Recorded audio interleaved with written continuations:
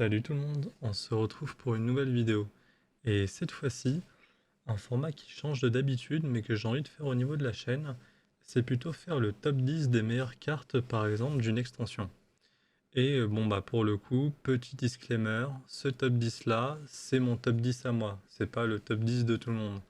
Mais vous me direz en commentaire si vous êtes d'accord ou si vous auriez fait un autre classement. J'attends de voir ça avec impatience. Évidemment, dans ce top 10 là, on va parler d'un peu de tout. C'est-à-dire, on va très bien parler de la collection, comme on peut très bien parler de tout ce qui est investissement, etc. Voilà, on va pas être timide, donc n'ayez pas peur, c'est un top 10 qui concerne un peu tout le monde. Bon, c'est surtout un peu plus pour les collectionneurs. Mais pour le coup, on va parler de tous les aspects, parce que même un collectionneur doit savoir combien doit acheter son article. C'est normal. Donc, à tout de suite, on voit ça ensemble. On commence avec cette magnifique carte de charisme de Giovanni. Alors, je sais, c'est un sujet controverse, surtout en Europe, ou plutôt en France. Tout ce qui est dresseur, on n'est pas tellement dresseur. Mais moi, pour le coup, voir le petit Persian bien posé dans un environnement, on va dire, pour l'instant calme, même si on sait très bien que Giovanni, c'est pas un super gentil pour le coup. Et bah, je trouve que cette carte elle est quand même vachement magnifique et pour moi, elle a sa place dans le classement. Alors évidemment, d'autres cartes auraient pu avoir leur classe dans ce classement. Mais bon, comme je vous ai dit, pour l'instant, c'est un petit peu mon classement. J'attends votre retour dessus. Et pour le coup, on va voir maintenant combien on peut la trouver.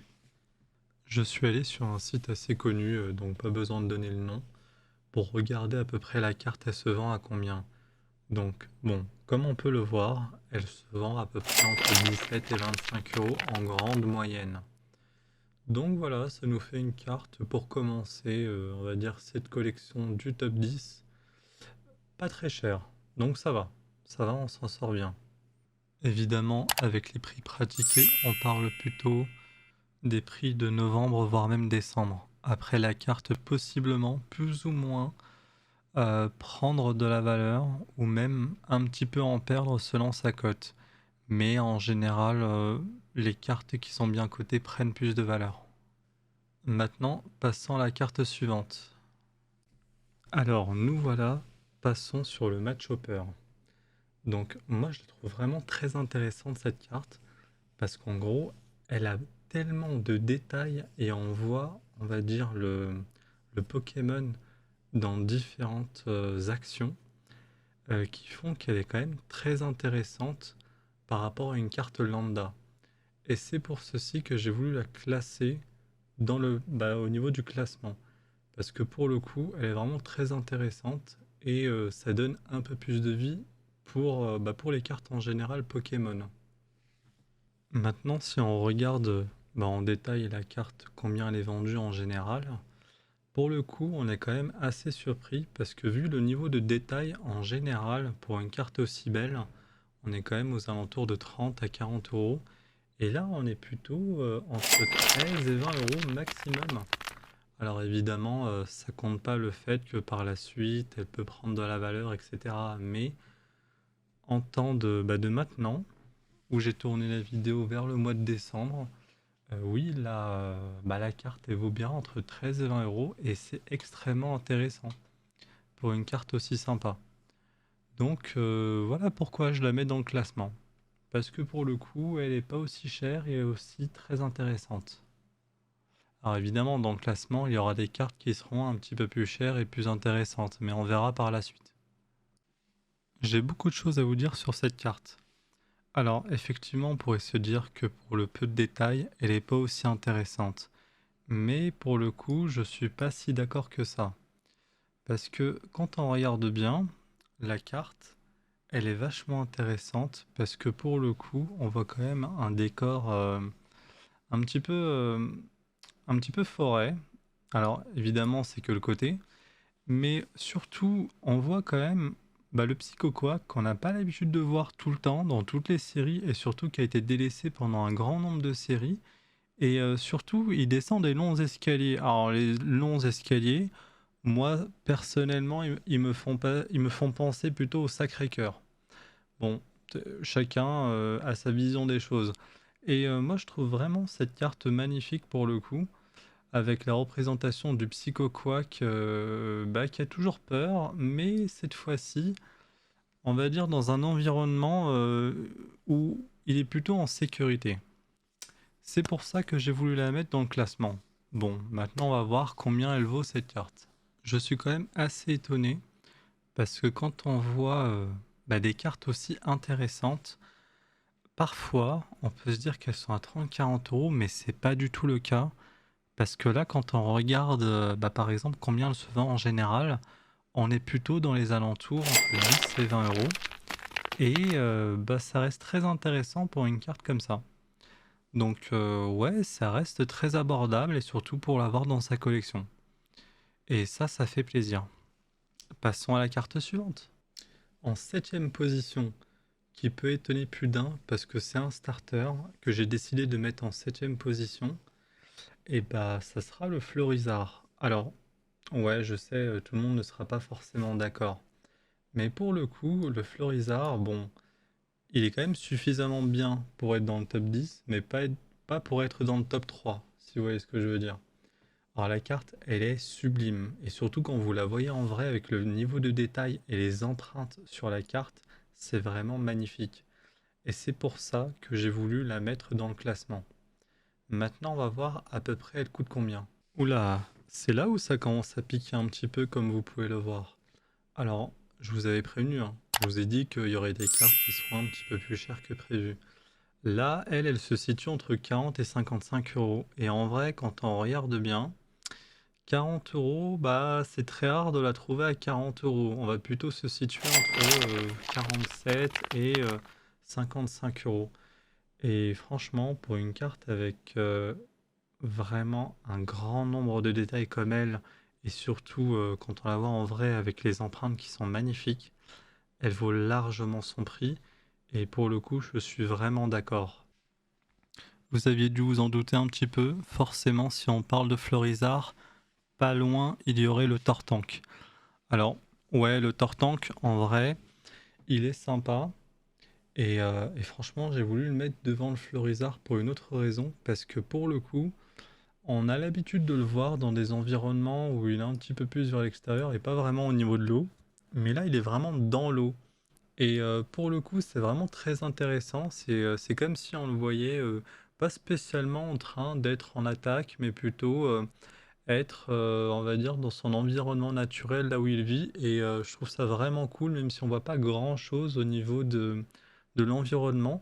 Mais on le voit plutôt patauger dans l'eau et être un petit peu, on va dire, chill. Et ça, je trouve ça vraiment cool. Bon, au niveau du prix, on s'en doutait un petit peu, vu que c'est quand même un starter. Et bah, surtout que là, on va quand même le trouver entre 50 et 80 euros. Alors vous allez me dire, mais on le voit pas à 80 euros. Bah, c'est quand même le sentiment que j'ai. Au début, il était bien à 80. Bah, on a même vu quelques ventes à 80. Mais c'est surtout que c'est une carte, on va dire, qui va prendre de la valeur dans le temps. Et je pense même qu'elle risque même de dépasser les 100 euros dans pas longtemps. Après, je peux pas vous dire quand, mais ça, j'en suis absolument sûr. Et pour le coup, même ceux qui l'ont acheté au début à 80 euros, je trouve que c'est quand même. Alors, ils l'ont peut-être payé un petit peu plus cher que prévu, mais pour le coup, ils ont quand même investi au bon moment, sachant que par la suite, une carte comme ça, effectivement, elle prend plus de valeur.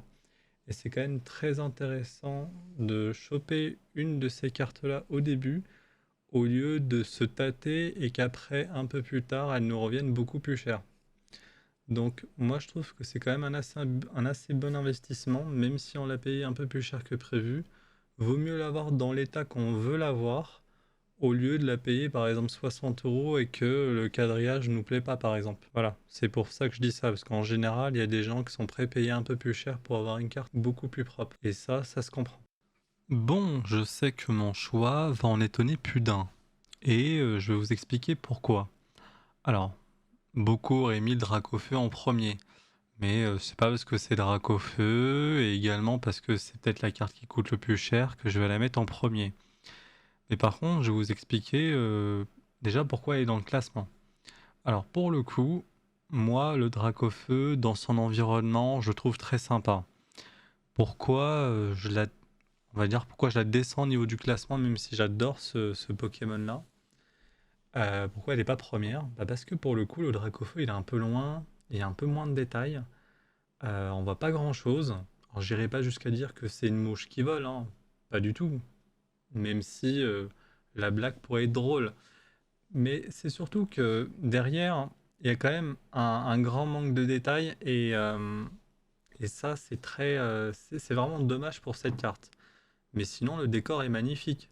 Juste, on voit pas assez le Pokémon. Et surtout, on voit pas assez bien le Pokémon. On le voit juste un petit peu sur le côté, et puis c'est tout. Et limite, il va presque sortir du cadre bientôt. C'est pour ça que j'ai préféré la mettre en cinquième position. Bon, en tout cas, ce qu'on peut voir au niveau du Dracofeu, c'est qu'il est loin d'être gratuit. Et de toute façon, les cartes sont pas gratuites, c'est connu. Mais pour le coup, lui, il est quand même entre 130 et 170 euros enregistré au niveau des ventes. C'est quand même énorme pour une carte. Sachant qu'il y a quand même pas mal de cartes qui coûtent cher dans la série. Alors elles sont pas toutes à 170 euros, mais il y en a quand même pas mal. Alors attention, quand je dis 170, c'est pas tout le temps vendu à 170, hein. Il y en a beaucoup qui les vendent à 130, 140 euros. Donc venez pas m'écrire qu'il y a des endroits où ils vendent moins cher. On le sait très bien. Moi, je vous mets une fourchette et c'est pour ça que j'inscris deux prix. C'est pour vous dire qu'il y a une fourchette dedans. Et évidemment, vous allez avoir des gens qui vont vendre possiblement moins cher. Bon, c'est parti pour l'étonnement, peut-être pour certains, mais Draco, ouais, je la mets devant Dracofeu, et c'est assumé. La carte n'empêche, elle est sublime. Enfin, regardez quand même les détails. On n'a jamais vu un Draco aussi bien fait, et surtout dans une carte genre alternatif. Et c'est pour ça que j'ai voulu la mettre en quatrième, parce que je trouve qu'elle est sublime et qu'elle vaut vraiment le coup. Maintenant, euh, l'étonnement au niveau du prix. Moi, je pensais pas qu'elle allait être aussi basse. Et ça, on va voir ça ensemble. Waouh, n'empêche pour une carte aussi belle, et surtout que elle est quand même beaucoup recherchée, elle est quand même vendue entre 24 et 40 euros. Moi, ça m'étonne énormément. Moi, j'aurais pensé qu'une carte comme ça, on était plutôt dans les alentours des 70 euros. Alors peut-être qu'avec le temps, moi je dis même sûrement avec le temps, elle risque de monter dans ces environs-là et même pouvoir dépasser ces environs-là. Mais pour le coup, ça serait pas étonnant. Et franchement, une carte comme ça, elle vaut vraiment le coup et surtout de l'avoir dans sa collection. Et ouais, ce petit Pikachu, c'est c'était obligé. C'était obligé qu'il allait être dans le classement. Et même, pas que au niveau du classement, au niveau du top 3. Elle est magnifique cette carte. Déjà, vous le voyez, il se balade dans la rue. Alors, il se balade dans la rue, il a des petits copains à lui. Et en plus, le Pokémon, hein, il est quand même badass, quoi, sur cette photo. Avec un petit décor qui lui correspond bien, il est heureux comme tout. Non, mais cette carte-là, elle était obligée d'être dans le top 3 tellement que j'ai bugué pendant que je le disais. C'est pour ça que pour moi, je pense qu'elle mérite le coup d'être dans le top 3. Bon, très bonne nouvelle. Pour une carte aussi belle, on s'attendait quand même à l'avoir beaucoup plus cher que ça, mais elle est bien entre 35 et 50 euros. Et bon, bah, ça, c'est en fonction des prix de maintenant, de quand j'enregistre évidemment. Mais par la suite, je pense que bon, bah, ça, c'est quand même une carte qui va coter un peu plus dans le temps. Et vaut mieux l'avoir dans sa collection un petit peu plus tôt que prévu. Et bon, bah, comme vous pouvez le voir, il y a des prix qui sont dans les alentours des 20 euros, mais ça, c'est pour les cartes japonaises. C'est un peu différent au niveau de la cote par rapport à chez nous. Mais pour ceux qui ont juste envie d'avoir la carte et pas spécialement l'avoir en français, ça peut être une solution alternative au niveau des prix. Mais bon, c'est quand même une assez bonne nouvelle, même si ça commence à piquer un peu plus. Mais bon, par rapport à d'autres cartes qu'on a vues, on est quand même loin du compte. Avant de passer au joyau de la couronne, on va d'abord voir la seconde position avec le fameux Alakazam. C'est littéralement une dinguerie cette carte. Quand vous la voyez, enfin, n'empêche, une carte aussi belle, c'est très rare et surtout pour un Pokémon qui n'a pas été mis dans le premier plan depuis très longtemps, ça fait vachement plaisir de le revoir et surtout qu'on lui ait créé une carte aussi magnifique. Et je pense que c'est une carte qui va coter dans le temps et vaut mieux l'avoir dans sa collection le plus tôt possible. On va pas se mentir, vu comment la carte c'est une folie, ouais, c'est un peu normal qu'on la trouve à peu près entre 40 et 70 euros. C'est pas déconnant. En vrai, c'est même normal et je serais même pas étonné que par la suite, après je sais pas quand, que la carte dépasse les 100 euros. Mais pour le coup, au niveau budget, actuellement, c'est quand même très intéressant de la prendre maintenant, quoi. Nous voilà arrivés au joyau de la couronne. Alors pour ma part, c'est vraiment pour ma part, hein. Après vous, vous me donnerez votre classement au niveau du commentaire. Et surtout, si vous auriez enlevé des cartes ou même d'autres cartes, si vous les auriez mises. Mais pour le coup, moi je pense que l'Elector est pour moi la carte la plus belle de 151. Alors déjà, je vais faire le parallèle avec Origine perdue et le Terra. Pour moi, les deux sont très ressemblantes. Ils volent, on voit absolument tout, on voit les décors d'un petit peu partout, on voit même des Pokémon à côté. On le voit lui de suffisamment près, et les deux cartes sont très ressemblantes à ce niveau-là.